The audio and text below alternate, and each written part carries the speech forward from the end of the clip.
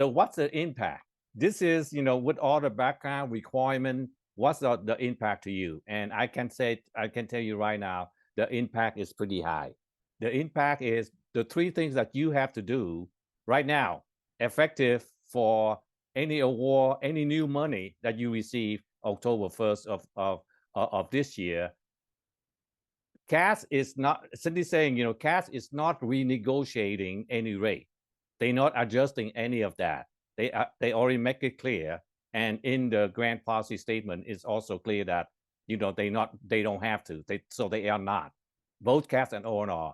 So what you have to do is basically you on your own in terms of you have to do your own exercise to calculate the effect of this salary rate limit using your last proposal that was negotiated and approved by the federal government, and adjust the drawdown accordingly. We're going to go through an example of that. The reduction, the impact going to be on rate for your admin, facility, library salary above the cap. We're going to talk about the cushion.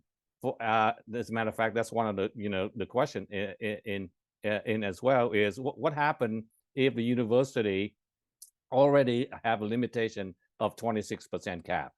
If you have a limitation, if university and you have submitted a proposal that used to develop your rate now, and it's come up to be 28%, and you are capped at 26, you basically have a 2-point cushion. So the cushion are available for university, and we're going to give you some example about that.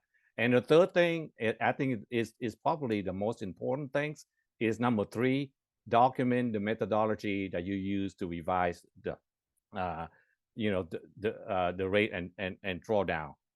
And so, now this is some of the observation that Cindy and I have get through talking with the federal agency, including the HHS policy office, NIH, the cost allocation services, ONR, indirect cost group. This is our understanding. Nothing is formalized yet, but we expect that some of our understanding, that we understand that if after you do all the calculation and your impact is minimal, for example, 0.1%,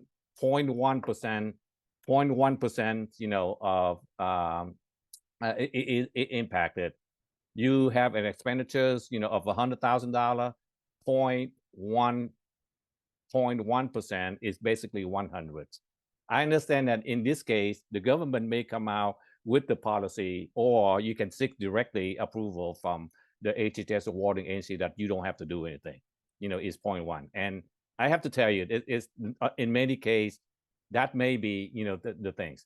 The other thing that we understand as well is that when your institution have a fixed and provisional rate, meaning that the way the fixed and provisional work is, you bill, your rate stay the same, but the over or under recovery you can build into the futures.